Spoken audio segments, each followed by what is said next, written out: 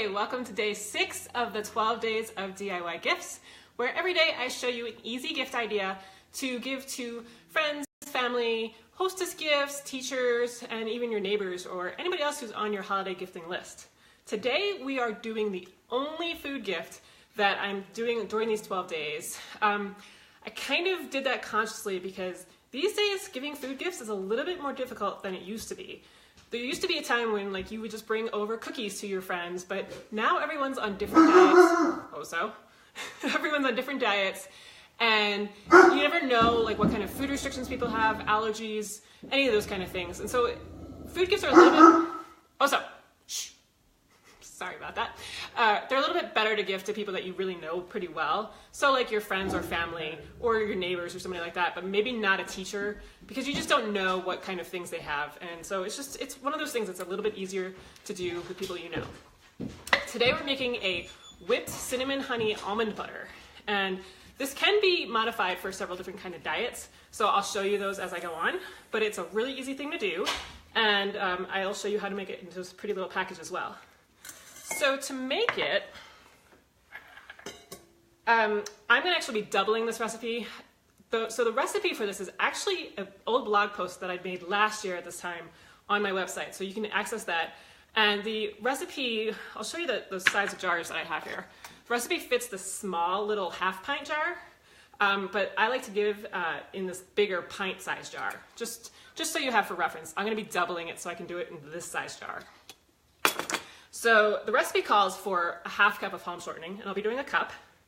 You just put it into a bowl.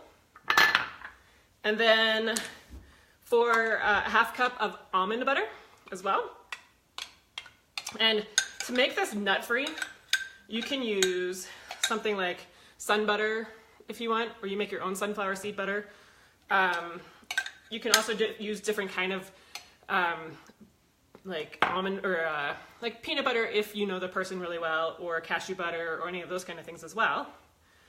And then you're going to do a half cup of honey. The recipe calls for a quarter cup.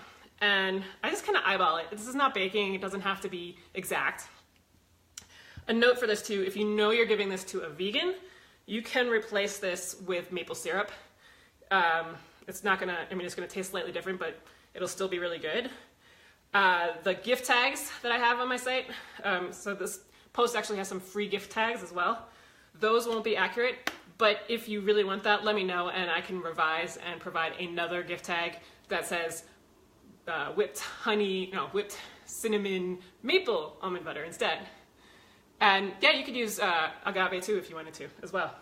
It's a good point. Let's see, we need 2 teaspoons of cinnamon, so I've doubled that to 4 teaspoons. And then a half teaspoon of sea salt, which I've doubled to 1 teaspoon. And then 1 teaspoon of vanilla extract. Then you're going to take your hand mixer and then whisk it at a fairly high speed, like medium high, just until all of the ingredients are pretty well mixed together. It's only a couple seconds, it's not very long at all.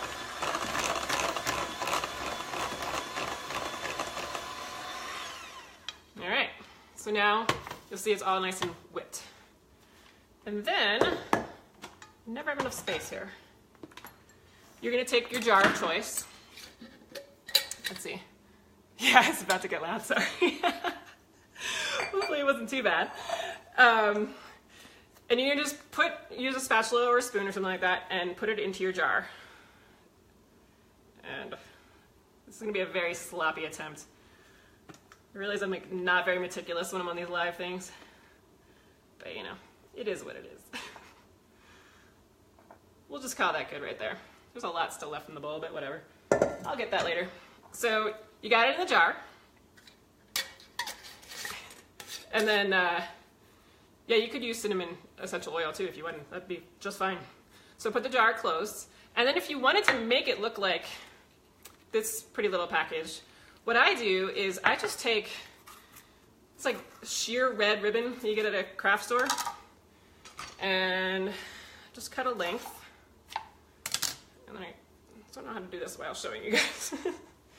You just want to tie it around into like a bow.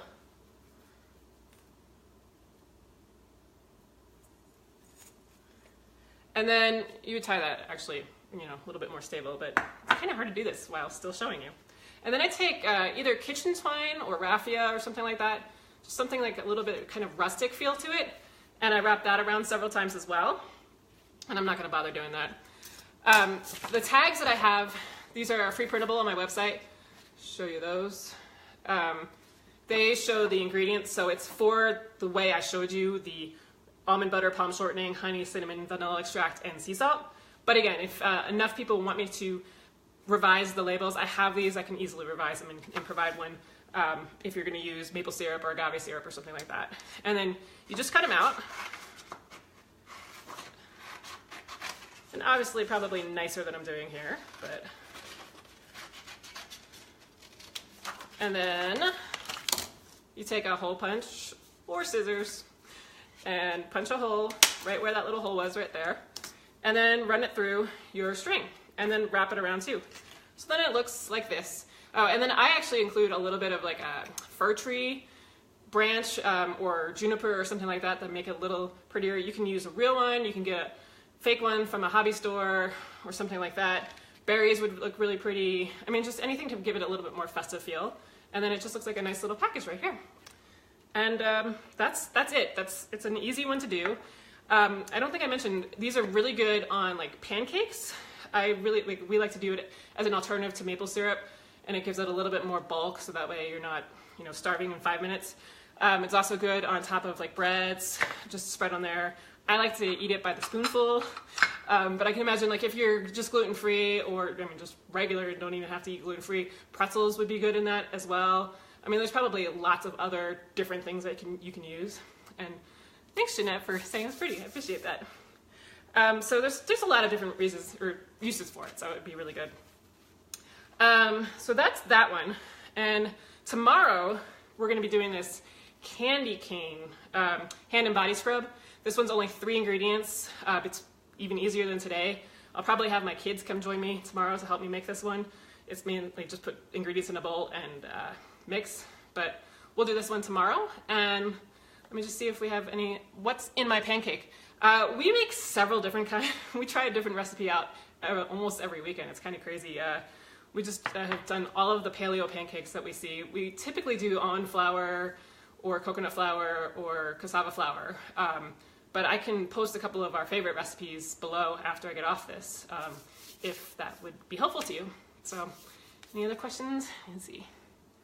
Hey, Jody. So yeah, I think that's it. The link to the blog post should be attached to this somewhere, and as well as the link to sign up to get the rest of the emails that link to the recipes per day and to this Facebook Live demonstrating how to make each of the recipes. So,